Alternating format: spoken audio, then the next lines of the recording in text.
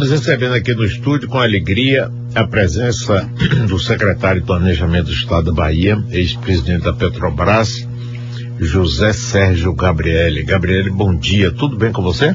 Bom dia, Mário, bom dia a todos os ouvintes da Rádio Metrópole. Tá tudo bem, tudo com a voz um pouco estragada, mas tudo bem. Mas porque o uso excessivo dela? Eu acho que estou usando demais, falando demais. Em reuniões pequenas, mas falando muito.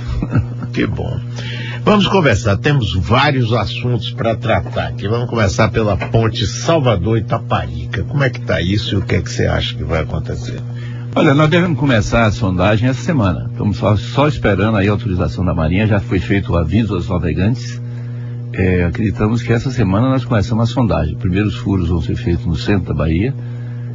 São furos para fazer coleta de amostras das rochas do fundo da Bahia. Para com isso nós temos uma visão mais clara e mais precisa sobre o tipo de rocha que nós temos no fundo, porque as fundações da ponte representam 40% dos investimentos. Se nós tivermos uma informação mais adequada, mais precisa sobre o tipo de rocha, o tipo de sedimento que tem no fundo, nós poderíamos ter ganhos no desenho da ponte. Nós estamos em fase final de contratação da empresa para fazer o projeto de engenharia. Ganhou um consórcio da Enesil, que é uma grande empresa brasileira de projetos de engenharia, a COV, que é a maior escritório de desenho de projetos do mundo, que é uma empresa dinamarquesa, tem 3.000 pontes projetadas, e a Maia Mello, que é uma empresa brasileira também de acompanhamento desse tipo de projeto. Estamos também em fase final de contratação do consórcio para fazer os estudos de impactos urbanísticos na ilha, tanto em Veracruz como em Itaparica. Nós vamos fazer um plano integrado intermunicipal de impactos da cidade. Vamos fazer, juntamente com a Prefeitura de Veracruz, com a Prefeitura de Itaparica, propostas para modificação do PDDU, do Plano Diretor Urbano dessas cidades. A Prefeitura vai aceitar ou não essas propostas e encaminhar às câmaras de vereadores. Temos também, devemos sair ainda antes da semana que vem, acredito que essa semana, até sexta-feira, com o edital dos impactos culturais e paisagísticos, e principalmente para avaliar o impacto da ponte no chamado patrimônio cultural imaterial, que são as relações culturais, as relações religiosas, as tradições sociais existentes na ilha, e como é que uma mudança profunda da vida da ilha pode trazer. E o estudo de impacto ambiental também está em fase final de contratação. Todos esses recursos são recursos de contratos e convênios e empréstimos, portanto não são recursos de fonte própria do governo, portanto não são sujeitos às limitações que nós temos em relação às fontes próprias do governo, em função da necessidade do governo de ajustar as suas contas correntes. Gabrielli, até o final de 2014, quando termina o governo Wagner, em que pé estará essa coisa da ponte Salvador-Itaparica? Olha, nós esperamos, nosso cronograma é que no primeiro trimestre de 2014 nós possamos lançar o edital para a contratação da construção da ponte. Isso significa aí provavelmente aí uns 6 meses de concorrência. Esse é um processo normal numa ponte desse tipo, num equipamento desse tipo. Acreditamos, portanto, até o final de 2014 nós devemos estar fazendo as contratações adequadas para iniciar a construção, e essa ponte deve durar 5 anos sendo construída. Portanto, ela, dado o cronograma, ela em 2019, 2020 deve estar em plena operação. O financiamento dela é previsto como tipo concessão? Olha, nós vamos fazer uma concessão, é uma concessão patrocinada, uma concessão não é de uma ponte só, é uma concessão de um canal rodoviário que vai de Castro Alves, Nazaré das Farinhas, Castro Alves, passa por Conceição de Almeida, chega a Santo Antônio de Jesus, Nazaré das Farinhas, Ilha de Itaparica, Salvador. Portanto são 150 quilômetros de concessão, e essa concessão vai ser, quem ganhar a concessão vai fazer todos os empreendimentos e toda a obra. Nós acreditamos que ela hoje, dados as informações que nós tivemos em 2010, portanto com dados de 2010, ela deve ser um empreendimento em torno de 7 bilhões, não é só a ponte que é 7 bilhões, os 150 quilômetros, com todos os investimentos necessários, serão em torno de 7 bilhões, dos quais nós acreditamos que o governo federal deve entrar aí com 3 a 4 bilhões em 5 anos. significa aí em torno de 700 milhões por ano. O governo do estado deve entrar no total aí com uns 500, 600 milhões nos 5 anos, portanto em torno de 100 milhões por ano. O restante vai vir de pedágio e de empréstimos que o privado vai levantar. Nós estamos assistindo a dificuldade, por exemplo, no caso do metrô, apareceu somente um consórcio para participar da concorrência. Você acha que isso significa que poderia haver também dificuldade na hora da licitação para a construção e operação da ponte? Nós vamos tentar evitar isso. De que maneira nós estamos evitando isso? O governo está investindo fortemente nos estudos preliminares. Nós vamos chegar no processo licitatório com um projeto básico definido. O metrô, nós estamos fazendo um projeto básico com a licitação. Na medida que você tem um projeto básico definido, você acredita que tem uma precisão maior nos custos, tem uma precisão maior do tipo de projeto que você vai fazer, e com isso eu acho que você pode atrair novos concorrentes e, portanto, você tem mais viabilidade de ter mais concorrência. Por outro lado, a concessão rodoviária é um empreendimento mais comum. Portanto, tem mais concorrentes, tem mais empresas interessadas em concessões rodoviárias do que em operar metrô. Portanto, acreditamos que vai ter uma licitação concorrida. Tem muita gente que interpreta que no governo Wagner houve uma divisão. Rui Costa ficou com o metrô, você ficou com a ponte, e com isso dado espaço para vocês se viabilizarem como possíveis concorrentes ou possível candidato ao governo do estado pelo PT. O que é que você acha disso? Olha, eu acho que a interpretação, todo mundo tem o direito à interpretação, eu acho que não é uma interpretação muito coerente, porque nem o metrô nem a ponte são boas atrativos eleitorais, porque todos os dois são problemas. E nós estamos gerenciando problemas, né? Tanto eu como o secretário Rui Costa, da Secretaria do Planejamento e na Casa Civil, somos, por função, temos que resolver os problemas. Nossa função é resolver os problemas, dar soluções e executar as obras. Então, são duas obras importantes. O governador Jacques Wagner, na sua sabedoria, dividiu os trabalhos entre a Secretaria de Planejamento e Casa Civil, mas não acredito que é por razões eleitorais, porque eleitoralmente não é uma boa coisa. Nenhum dos dois temas são bons eleitoralmente. Do ponto de vista, falando agora de política mesmo, você acha que a definição do candidato do PT ao governo vai passar por um processo de debate interno no PT, ou o governador Wagner vai chegar assim indicar, escolher, tirar do bolso do colete dele o nome de, dizem, Rui Costa? O que você acha disso? Olha, o Diretório Estadual do Partido dos Trabalhadores reuniu agora sábado. Foi uma reunião grande, importante, que foi não só o diretório, como vários presidentes de diretórios municipais. E a visão que se tem claramente unitária, estava eu, o Rui, o Caetano na reunião, o Pinheiro, por razões de agenda, não pôde estar presente, é uma visão extremamente consensuada de que o governador Jacques Wagner é o comandante do processo. Não há dúvida que ele é o comandante. Agora, ele, pela natureza dele, pela capacidade política dele, pela abertura e pelas possibilidades políticas dele, ele não é um de impor. Ele não é um homem de impor suas ideias, ele é um homem de conversar, de convencer, de buscar o consenso. E o Partido dos Trabalhadores, por outro lado, que está organizado nos 417 municípios, tem diretórios institucionalizados na ampla maioria dos municípios, tem 92 prefeitos, tem a maior bancada de deputados federais, tem a maior bancada de deputados estaduais, teve o maior número de votos, teve 1 milhão de votos a mais do que o segundo partido mais votado na última eleição. Tem uma capacidade política de articular uma frente ampla em que todos os partidos participaram. O PT vai ter um papel também. O PT vai ter, o governador e o Partido dos Trabalhadores vão conversar e vão encontrar um processo convergente. É comum entre nós, tanto entre os pré-candidatos, como no diretório do partido, que não vai haver prévias. Nós vamos conversar, nós somos todos militantes antigos do partido, todos competentes, sérios, e nenhum de nós está interessado em fazer uma luta fratricida. Nós vamos chegar à melhor solução.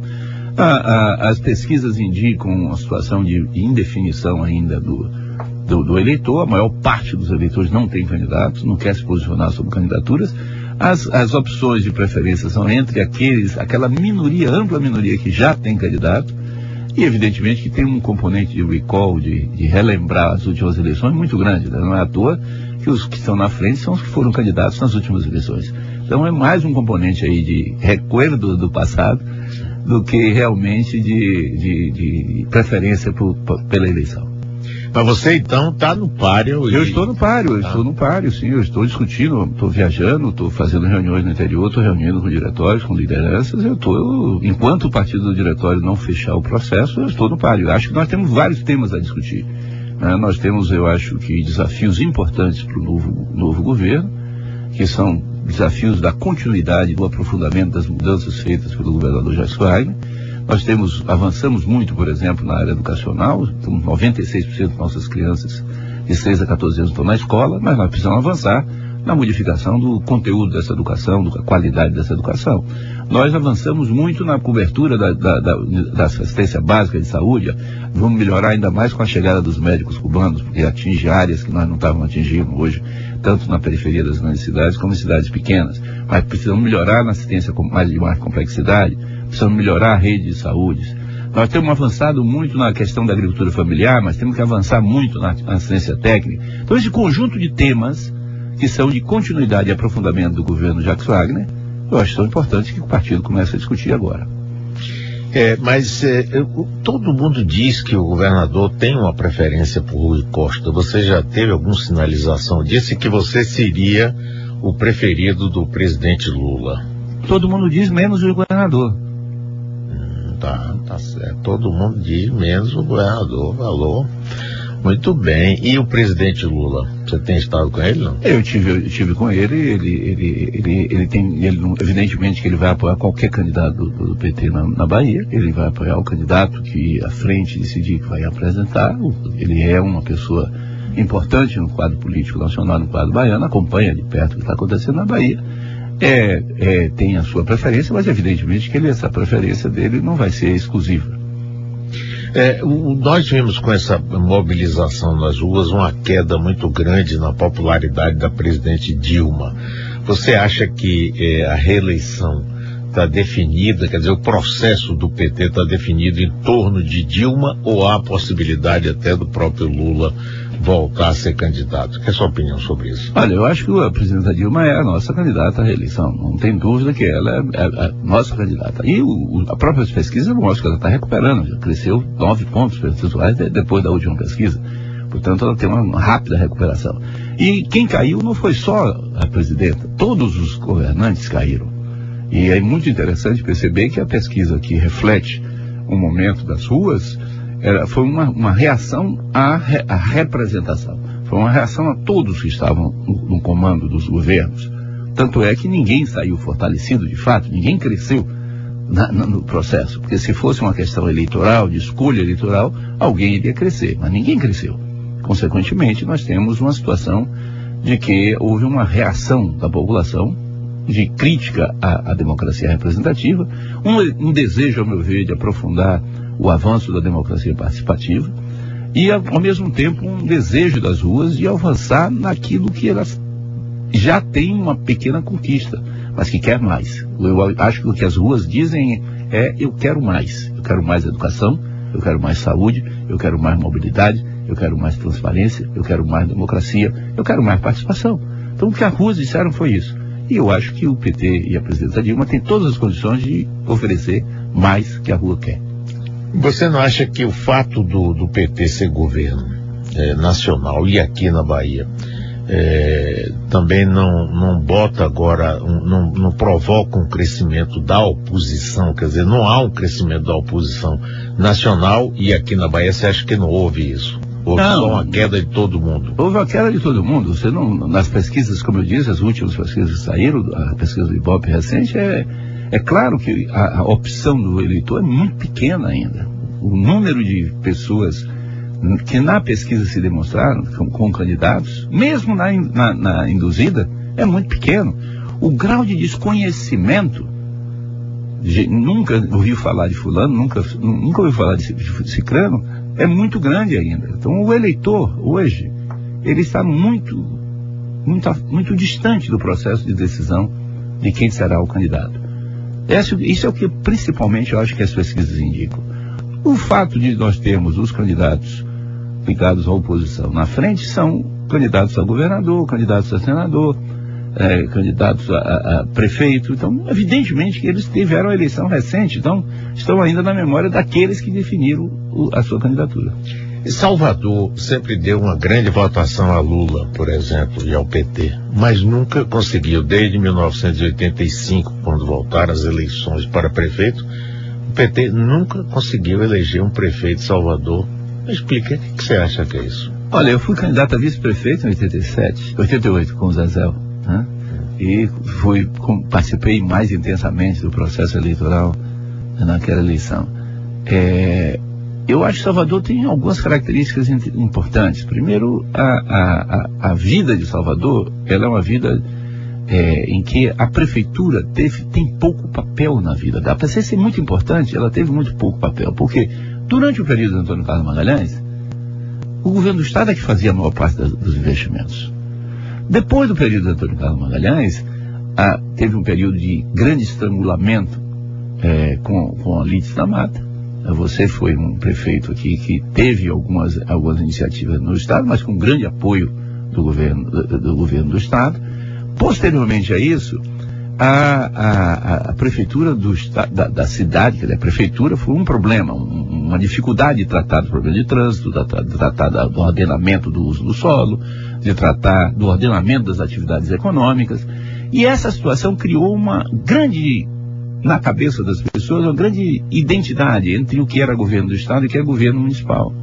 Então, a escolha para o município sempre foi uma escolha meio confusa, ao meu ver, por parte do eleitor, em termos do que era a responsabilidade da prefeitura e do que é a responsabilidade do governo do Estado. Nesse sentido, o papel do vereador passa a ser maior, o papel das articulações com o bairro passam a ser maiores. E como o vereador e o líder local, ele tem uma resposta muito imediata, as forças tradicionais acabam tendo um papel mais importante em determinados momentos, que está mudando. Nós estamos crescendo hoje. O movimento popular cresceu, o movimento social cresceu, e eu acredito que nós estamos crescendo, o PT está crescendo e as forças progressistas estão crescendo. É verdade que o PT nunca conseguiu uma eleição em Salvador, mas nós estamos aí crescendo, só fizemos crescer. Saímos, nas últimas eleições, inclusive, nós crescemos em relação à anterior. Ou seja, a votação de Pellegrino foi maior do que a votação relativa à votação de Piero. Mas só uma pequena correção. Quando eu fui prefeito a segunda vez, o governo do Estado não me ajudou em nada. Eu fui prefeito 3 anos somente. O primeiro foi com João Durval, 0. E os 2 outros com Valdir Pires, também 0. A prefeitura teve que andar com suas pernas e andando um bocado. É verdade, o coração vai andar. Mas voltando aqui a conversar, nós estamos conversando com José Sérgio Gabrielli, secretário de Planejamento e pré-candidato ao governo do Estado. Por que é que estão buscando tanto lhe atacar em relação à sua administração na Petrobras? Olha, eu acho que ninguém bate cachorro morto, né? No caso da Petrobras, eu acho que tem 2 coisas. Quer dizer, primeiro, em relação a mim, eu acho que é um interesse eleitoral daqui da Bahia muito forte de querer desconstruir algo que eu acho que eu construí na gestão da Petrobras, que reconhecidamente cresceu, se transformou numa grande empresa, avançou na sua articulação, criou um programa de investimento gigantesco, etc. Mas, por outro lado, tem também a tentativa de bater no presidente Lula. Como a Petrobras esteve muito vinculada ao presidente Lula durante a minha gestão, e durante a gestão de Zé Eduardo, antes de mim, isso há uma tentativa de, ao atacar a Petrobras, atacar o presidente Lula. Então é um problema de tentar atacar a importância da liderança do presidente Lula. Aqui tem uma pergunta para você de Francisco. Que diz: Mário, pergunte ao secretário se os estudos da ponte com relação aos municípios, se eles chegarão até o Baixo Sul, Valença, Cairu, etc. Ou ficaremos esquecidos de novo, assim como estamos com a estrada que liga Nazaré a Valença, que é buraco puro, já causou várias mortes, estrada 100% buraco. Os estudos nossos vão chegar até Valença. Nós consideramos que o Baixo Sul, Tuberá, Belo Peçanha, Valença, todo a BA-001 é uma área de influência importante da ponte. Não há dúvida que, do ponto de vista, por exemplo, do horizonte do litoral, onde as atividades turísticas são importantes, nos últimos 40 anos, essa região recebeu muito pouco investimento, público e privado. né? Porque todos os investimentos na área turística foram feitos no litoral norte. 99% foram feitos no litoral norte. No litoral sul nada foi feito. O último grande investimento privado na ilha foi o Hotel Mediterrâneo. Tem mais de 40 anos. Então, consequentemente, com a ponte, nós acreditamos que isso vai haver uma integração maior do litoral sul e, portanto, nós temos que analisar os efeitos disso sobre a região. É claro que nós não queremos transformar a BA-001 numa via de alto tráfego, porque a BA-001 tem que ser preservada como uma via de tráfego leve, basicamente residencial e basicamente de baixa velocidade. O tráfego pesado deve ser deslocado o máximo possível pela BR-101. E a BR-101 está em duplicação e vai chegar a duplicação até o norte da Bahia. Além da BR-101, nós teremos a BR-116, que chega a Santo Antônio de Jesus e, portanto, você vai ter uma possibilidade de ter ganho de 150 quilômetros para quem vier pela BR-116. E a BR-242, quem vier da BR-242 vai ter duas opções. Uma vir pela 324, né? 342, que é a Bahia Feira, a antiga Bahia Feira, ou vir pela ponte. Então, consequentemente, você vai ter um anel rodoviário completo com a ponte, que com certeza o Baixo Sul não vai ser desprezado, tem que ser olhado com cuidado. A estrada que ele está fazendo, nós devemos olhar com cuidado. É uma região que não é das regiões que tenha menos investimentos do governo em estradas, ao contrário, é uma das regiões que tem mais investimentos. Evidentemente que tem que se manter as estradas o máximo possível. Tem uma pergunta aqui de José Frederico, que diz: secretário, como o governo do PT terá competência para fazer a ponte, sendo que a administração de Veracruz é caótica? Olha, a administração de Veracruz, ela faz parte da discussão. Nós temos um acordo entre o governo do município de Veracruz com o governo do estado. O prefeito Magno é um prefeito que está preocupado com todos os impactos. O governo do estado está assinando com a prefeitura um acordo de cooperação técnica para ajudar a prefeitura a se equipar para fazer as análises, os estudos adequados para se planejar. E, evidentemente, que o prefeito acabou de ser eleito, portanto, a população não deve concordar inteiramente com a opinião do nosso ouvinte, porque elegeu o Magno na última eleição. Tem muita gente aqui perguntando sobre a sua administração na Petrobras. As pessoas ficam insistindo, inclusive, naquela história da refinaria lá de Pasadena, no Texas, né? Essa refinaria é um grande exemplo do tipo de manipulação que é feita com a informação. Quer dizer, a refinaria foi comprada pela Petrobras em 2006 em duas partes. Uma primeira parte, 50 mil barris por dia de capacidade, por 190 milhões de dólares. A segunda parte, que foram os outros 50 mil barris por dia, foram comprados numa ação judicial por 290 milhões de dólares, por decisão judicial. Portanto, somando as duas partes, foi 486 milhões de dólares para 100 mil barris de capacidade. Dá 4.860 dólares por barril de capacidade. 4.860 dólares por barril de capacidade, quando você compara com os preços das refinarias de 2006, é metade do preço médio das refinarias desse ano. Foi 9.400, era a média dos preços de refinaria compradas em 2006, a Petrobras comprou por 4.860. E comprou o quê? Comprou a capacidade de refinar. Né, para dar um exemplo normal das pessoas, é como se você tivesse comprado um freezer. Você comprou um freezer para botar cerveja dentro. A cerveja que você comprou para botar no freezer, você não pode somar ao valor do freezer, porque a cerveja que você comprou para vender é o capital de giro que você fez. Então eles somam o capital de giro, que é a matéria-prima e o produto comprado no meio da refinaria, com a capacidade, e chega a um outro valor.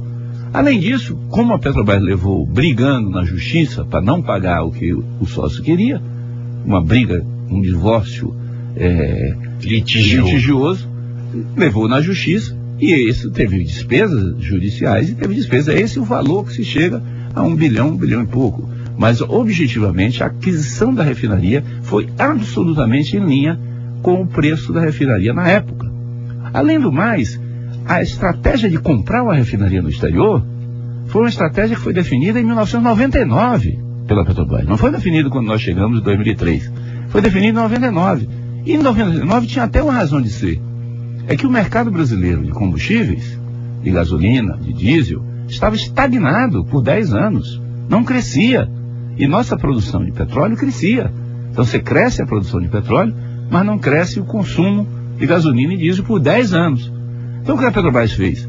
Como não posso crescer o refino no Brasil porque o mercado não está crescendo, eu vou buscar refino no exterior para processar o petróleo brasileiro e ganhar a margem do produto lá fora. Estratégia perfeitamente correta até 2005. Porque o que aconteceu em 2005? Em 2005, 2006, o Brasil volta a crescer. E o Brasil volta a crescer, o consumo de combustíveis começa a crescer e nós identificamos e mudamos a estratégia em 2006, 2007, porque nós identificamos que precisávamos construir refinarias no Brasil. E aí lançamos a refinaria Abreu e Lima, que é de Pernambuco, a refinaria Premium do Ceará, a refinaria Premium em Minas Gerais, no Maranhão, o Compeg no Rio de Janeiro e a refinaria Clara Camarão no Rio Grande do Norte. 5 refinarias foram lançadas em 2005, 2006 e 2007. E ao mesmo tempo que acontece isso, aconteceu um fenômeno imprevisível na data, que foi a crise de 2008 mundial, que derrubou o mercado americano, derrubou as margens de refinaria e modificou o valor das refinarias. Então, o negócio Passadina, que está se falando tanta coisa assim, é uma coisa absurdamente normal no negócio. Não tem nenhum problema. Tanto é que as investigações, os estudos, as denúncias ficam repetindo as mesmas coisas, porque não tem nada demais. Dizem que o mais conhecido dos candidatos, até por ter sido candidato na última eleição, os pré-candidatos ao governo do Estado, é Walter Pinheiro. E que você, nem Rui e nem Luiz Caetano, são conhecidos bastante, extensivamente pela população. Nesse seu trabalho como secretário de Planejamento, inclusive com os diálogos territoriais que tem levado você a viajar muito, você tem tido a oportunidade de ter um contato? As pessoas começam a conhecer você mais? Olha, é evidente que os diálogos territoriais não são diálogos com lideranças intermediárias. Nós não fazemos esses diálogos, reunimos aí, são prefeitos, vereadores, lideranças comerciais, lideranças industriais, lideranças religiosas, sindicais, de movimento de juventude, mas são lideranças, são reuniões de 100, 150 pessoas, não são reuniões massivas, eleitorais. E o objetivo dessas reuniões não é discutir candidatura, o objetivo dessa reunião é muito mais discutir o que o governo fez e que pretende fazer dentro do plano plurianual de atividades, né? O PPA. Então nós estamos discutindo, nós vamos agora, por exemplo, quinta e sexta-feira, agora nós vamos para Teixeira de Freitas e Eunápolis, discutir o Extremo Sul e a Costa do Descobrimento. Mas o que vai ser discutido ali é a discussão do programa, o que o governo está fazendo e que pretende fazer, não é uma discussão de candidatura. Portanto, se há maior conhecimento, é um conhecimento no âmbito das lideranças intermediárias, das lideranças locais, das lideranças regionais. Não é uma coisa eleitoral. Como fazer para que o seu nome, por exemplo, já que você é pré-candidato ao governo, cresça e tenha mais consistência e conhecimento por parte da população? Olha, esse é um desafio para o conjunto do partido, para o conjunto da base do governo. Mas, evidentemente que qualquer que seja o candidato, inclusive Pinheiro dentro do PT, inclusive Lídice da Mata fora do PT, que também a outra candidata do base do governo que está com destaque, vai ter que fazer uma campanha muito intensa. E por isso que eu acredito que nós não podemos passar o ano sem ter essa definição de quem é o candidato para a sucessão, porque vai precisar ter uma intensa atividade de visibilização do candidato. Mas o governador Wagner está querendo empurrar isso para o princípio do próximo ano, antes do carnaval. Imagino que janeiro, nós devemos chegar em janeiro com um candidato definido. Dezembro, janeiro, devemos ter um candidato definido. Porque a teoria, segundo eu soube do governador Wagner, é que 2014 é o ano que ele vai colher mais os resultados do governo com as obras e tudo que está fazendo. E se ele já tem um sucessor, um candidato a ser o seu sucessor, o governo fica enfraquecido. Você concorda com isso? Olha, eu concordo. Eu acho que o governador não deve decidir junto com o PT o candidato agora, porque realmente o governo tem uma série de coisas a ser feitas. Então, necessariamente, não fazer uma indicação de candidato agora é você antecipar o processo. Mas havia o pensamento de fazer isso para setembro, no máximo?